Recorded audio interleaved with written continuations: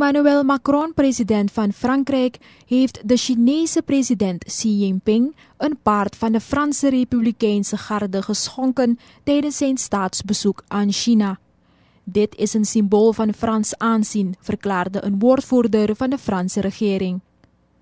Het is de eerste keer dat Frankrijk een paard van het elitekorps heeft aangeboden. It's often said that international diplomacy amounts to little more than horse trading. Is that just what the French President Emmanuel Macron did by giving a horse to Chinese President Xi Jinping? But this is not just any ordinary horse. It's from France's elite Republican Guard. Le cheval s'appelle Vésuve de Bréca. The horse name is Vésuve de Bréca, a French horse from Lower Normandy. He's 9 years old and first came to the cavalry regiment at the age of 3. The horse took part in its last presidential escort on the Champs-Élysées in November.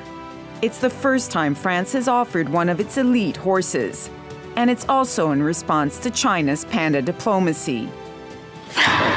That's after Macron's wife Brigitte became the godmother of a Chinese panda lent by Beijing to a zoo near Paris.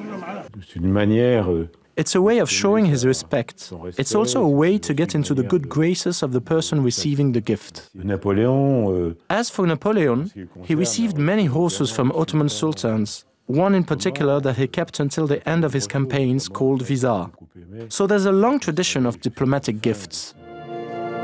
Macron selected the gift after the Chinese president expressed his fascination for the French cavalry who escorted him during his last visit to Paris in 2014. It's not the first time Macron has used symbols and history to win over his global counterparts.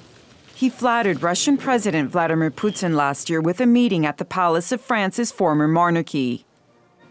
He also invited U.S. President Donald Trump to Bastille Day last July to celebrate the 100th anniversary of the U.S. entry into World War I. Christine Pirovolakis, TRT World.